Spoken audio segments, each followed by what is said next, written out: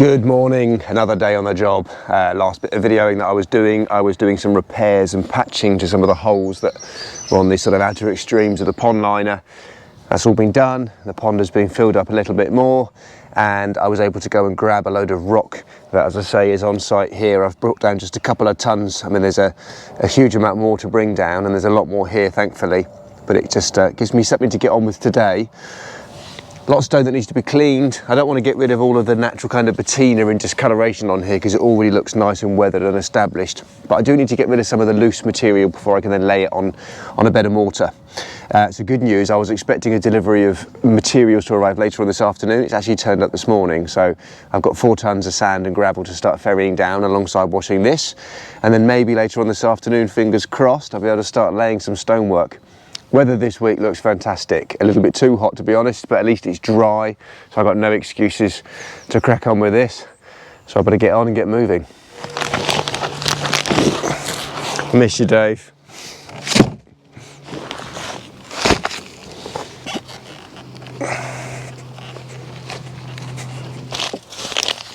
I always make sure my cement are in plastic weatherproof bags rather than paper ones. Oh, you cheeky, you can't see it. A bird has just crapped on my camera. Thank you. I do get a few comments asking where Dave is these days. Just to let you know that the next job, which is going to be a new pond built from scratch from virgin grass, Dave will be coming back on board to give me a hand with that one, so you'll see him soon.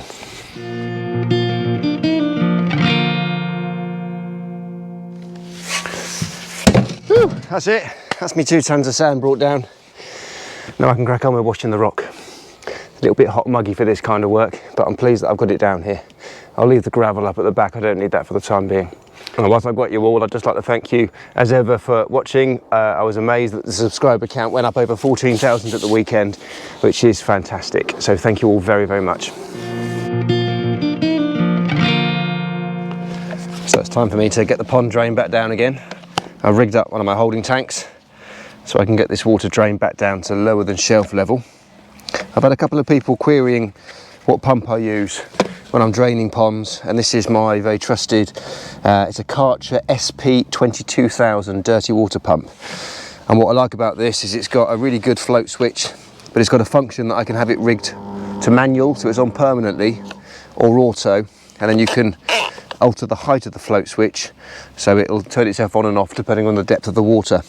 And what I also like about it is that the inlet, the strainer, you've got an option of having it dirty water so it'll take through big particles, but you've also got these little integrated strainers that you can pull down to reduce the inlet size, and that means if I need to worry about sucking through small fish or wildlife, I can put the strainer down. I could even then sit this inside a planting mesh basket, a pond basket, which will really prevent anything small from getting sucked through. So that's quite a useful addition.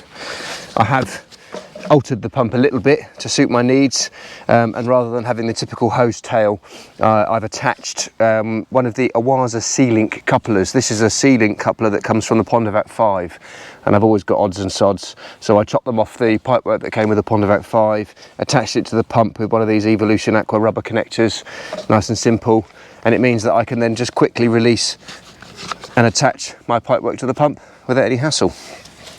So I'll get that dropped in the pond and we'll reduce this down. Here's trouble again. Looking for my gloves, no doubt. You all right, Barney? What are you looking for?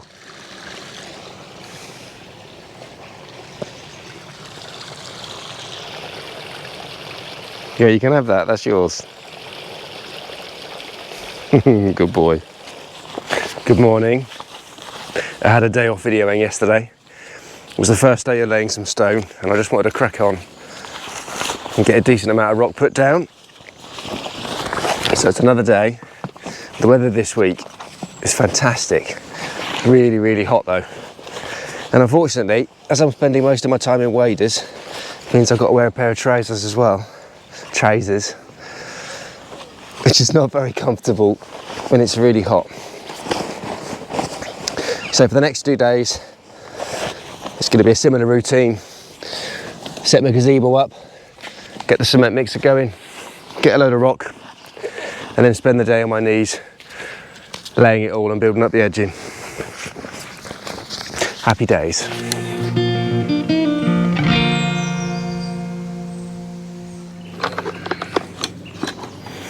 Now, my mixer has not been used for quite some time, and it's definitely seen better days. I've got so used to using my little paddle mixer for most of my jobs these days.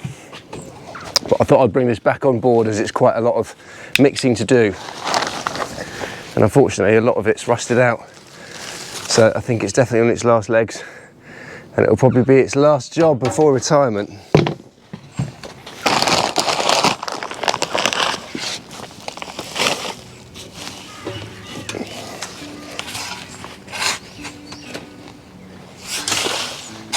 Usual 4-to-1 mix. Too sharp, too soft. 1 cement.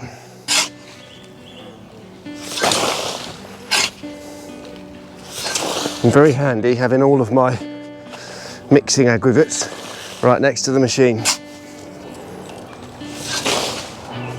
But it did mean I had to ferry all the sand down here in my wheelbarrow before I got started.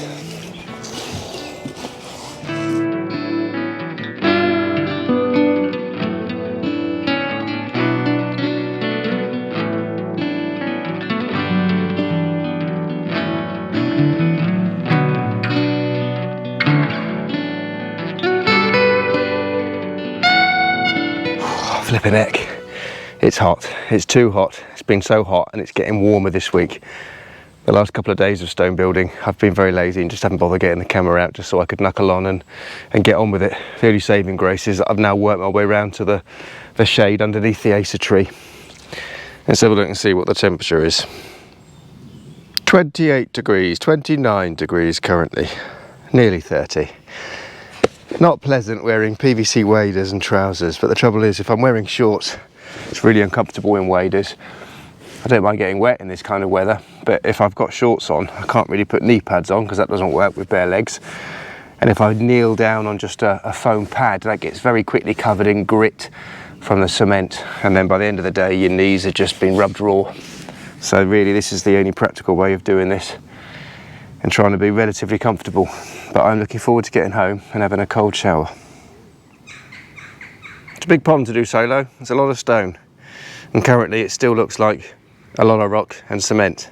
But give it a few days, and once we start to conceal and backfill behind the stonework and then get it covered over with turf, it will all start to blend in and look a lot more natural. In the meantime, time for my couscous. Nothing like a good cup of tea on a hot day. Who else drinks tea when it's really hot? It's a new morning, it's a new week. I've completed all the stonework, certainly the edging stonework. I'm now at the stage where I'm starting to think about the retainer for the marginal zones. Before I do that, I've been going around with a laser just so I can gauge where the low spot is in the pond liner. I've always tried to keep it down towards the beach area, and I'm pretty confident that is the lowest spot. But because I've got the luxury of having the water tank, before I do anything else, I'd like to get some water pumped back up in here again, just so I can actually see where the water levels sit, check all the way around the outside and make sure that there aren't any low spots I'm not aware of. And then from there, I can work out how high the retaining collar of stone needs to be. Now I've got lots and lots of these Indian sandstone blocks to use. Nice and simple. This is all underwater, it's not going to be particularly obvious, so you can use anything really to act as a retainer, a brick, a chopped up block, a bit of natural stonework. If you were constructing the pond from scratch, you could have it dug out so that you've got a raised bit of earth and then the pond liner drops back down again. Anything just to make sure that this bank of gravel isn't going to then fall into the pond. But for this job I'm going to use these blocks because there's plenty of them. I want to make sure that when the retainer is in position that there is still 2 or 3 inches of water above this. I don't want the retainer to be immersed above water level because that's going to reduce the overall surface area of the pond. So it's really important that I get this at the correct level.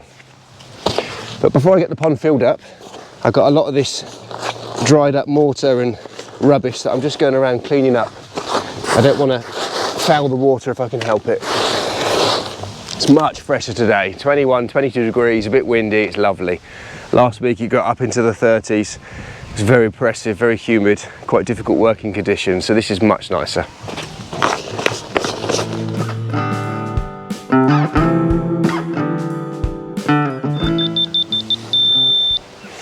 Perfect, right. Although I was pretty confident with the laser, it was nice to see some water in the pond just to be absolutely 100% certain that I'm going to get the levels right. There's plenty of depth here for me to get my retainer in and to make sure it's submersed. Nice to see a bit of water in here up against the stonework as well, and it's going to go about another 4 inches deeper than this still. So that's a bit more of the stonework covered. I can get it emptied out again and then start building.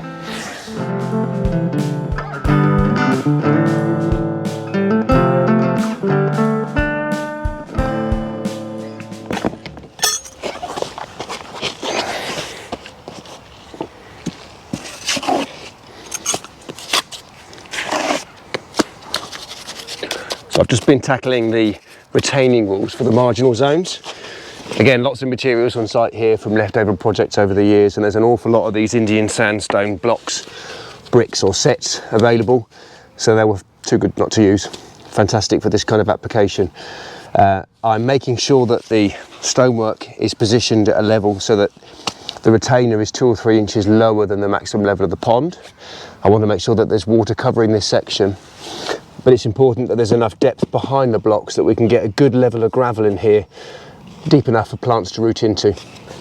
And then once these are done, I've got 3 nice big chambers. I'm going to fill them up with just a basic 10mm gravel. There's no fish in the pond at all. I don't need to worry about them picking up and rooting around in the gravel.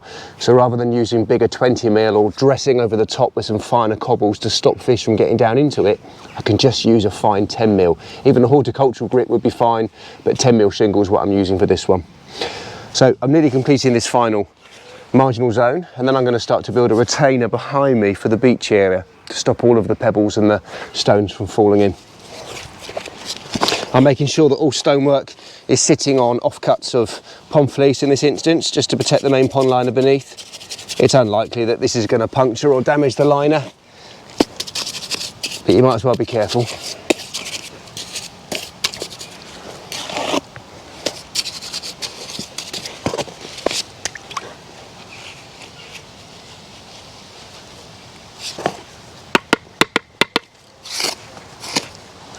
Now this is all going underwater, so there's no major dramas if there's a little bit of cement staining the stone. If the bed of mortar it sits on is quite large, all of this is going to be underwater and get covered in a growth of algae very quickly. So it's all going to blend in and look quite natural. And this is purely functional, just to stop the gravel from falling into the pond.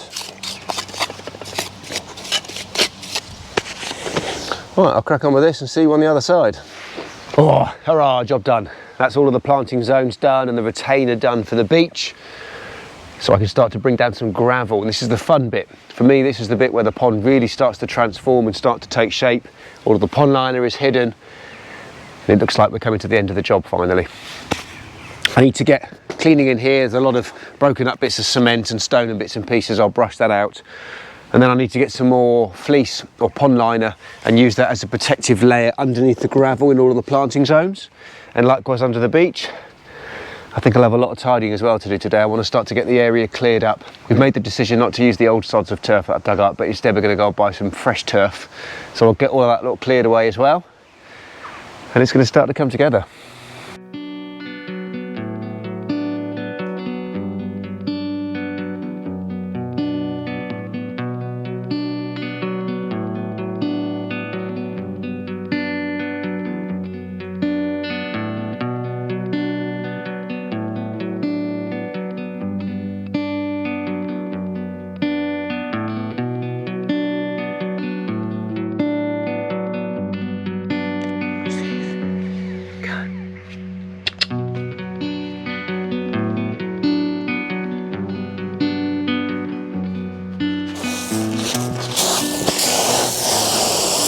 Listen to that sound. That is the sound of a job nearing completion. Big day today. A lot of tidying up to do. I want to get rid of all of the grass and the rocks and the loose bits and pieces so I've got better access around the pond with my wheelbarrow. And then I need to start completing the beach area. a lot more gravel and cobbles and stones and various bits and pieces to bring round. I've got to get some fleece to cover the main part of the pond liner, and some membrane to go underneath the dry beach area here up on the side. And then once we're tidy, we can get the pond filled up, and I can start thinking about turfing the edging and hiding the top of the stonework. Very soon it will be introducing plants, and then it'll be job done. Perfect weather for working outdoors today. A little bit of a breeze, low 20s, no rain, wonderful.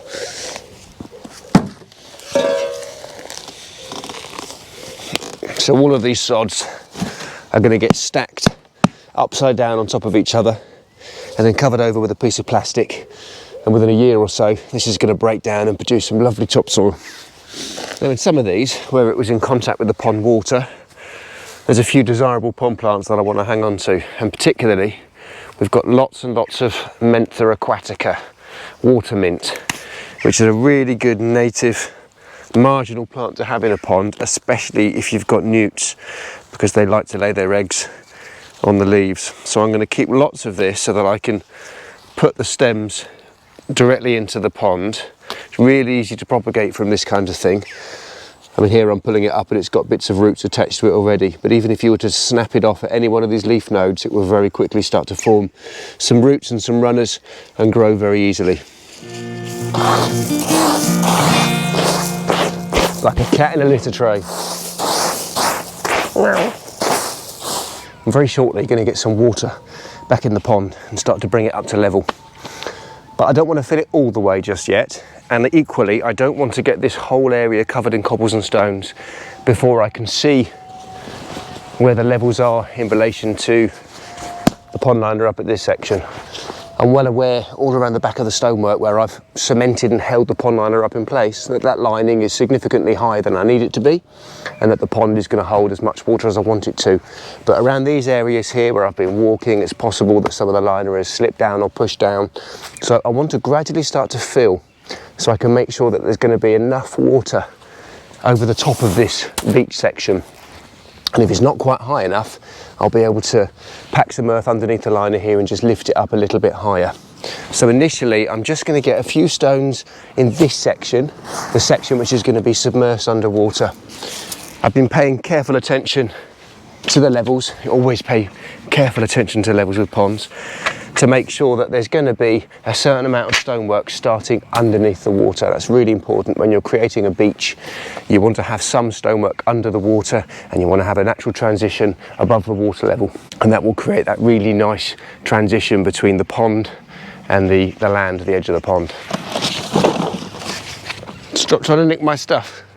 Come on, you. Need eyes in the back of your head with this one. Come on, Barney. Right, before I actually start to fill the pond up with a bit more water, I just wanted to add a few feature rocks into these little planting zones. I think it's quite nice to have, a bit like in a rockery, a few bigger stones that are partially buried at nice angles, nice features, which are then going to be proud of the water's surface. So they create little islands for amphibians and things to get out of the water, and nice ways to get in and out of the pond for wildlife should it end up in the pond and needs an escape route. It's easier to do that now dry rather than with water in the pond, because as soon as I start stirring up this gravel, I'm just going to send up clouds and clouds of muck. And likewise, when it comes to planting, I'll end up just dropping the level of the pond down again very briefly to below this shelf level, get the plants in and then fill it back up again.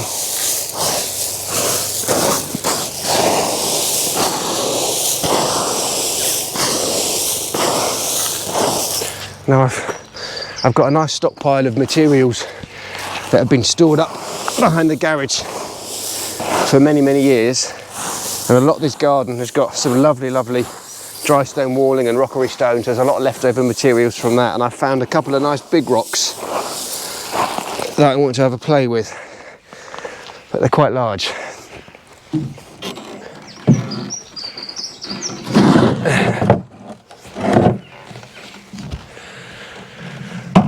That was about my limit of getting that carried and put into the wheelbarrow. But I think it's a nice piece. Now the question is, which way around do I want it? Ah, yeah, that's much nicer.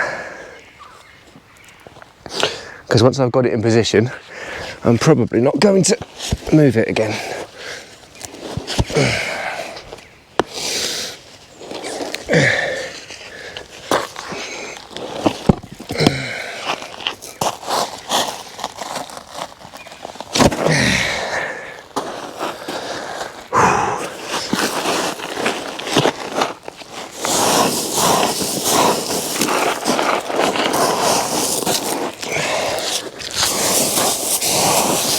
See what that looks like.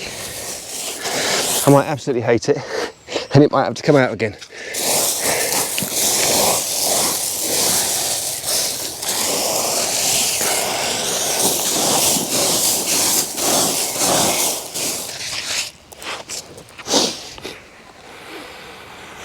Oh no, I like that. I think 2 or 3 of those positioned around are going to look good. And it will save me a gym night as well.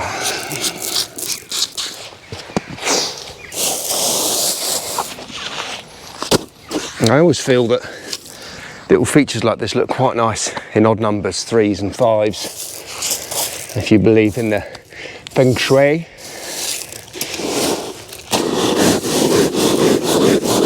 My eye is certainly drawn to little groups of 3s. I don't want to go too mad with rocks because ultimately it's going to be the planting which is the main feature here. And a rock is never really going to look as nice as a well thought out area of planting. But they certainly complement each other really nicely. Lovely. Everything always takes a lot longer than you think. I thought I'd be filling the pond pretty much first thing this morning, but it's midday. I'm now in a position to start getting some water in here. So muggy today as well, and I forgot to bring a vest. Exciting times this. It's nice to see some water in here.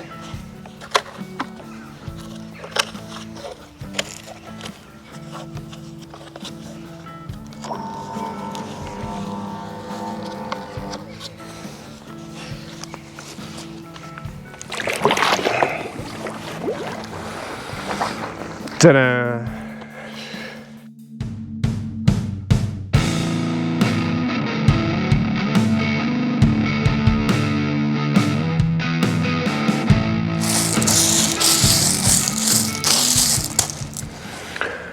Job done. I'd like to bring a few rocks and get them partially buried in the gravel as well, and a couple of feature bits down here on the beach, but for today that's it. Sticky, hot and humid. I'm going to go home. Although annoyingly I've got another job to go and see. Already the newts and the frogs have discovered the shallows and are exploring around the gravel, having a bit of a play. Seeing a pair of newts fighting in front of me. It's fantastic. I don't know if you can see that on the camera. Could be breeding. Looks more aggressive than breeding though. Although it does look like a male and female. He probably hasn't really got a clue in how to flirt at the moment. Oh, and here comes another female.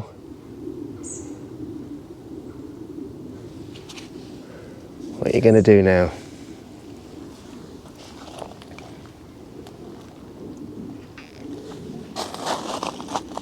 This pond really is absolutely teeming with life.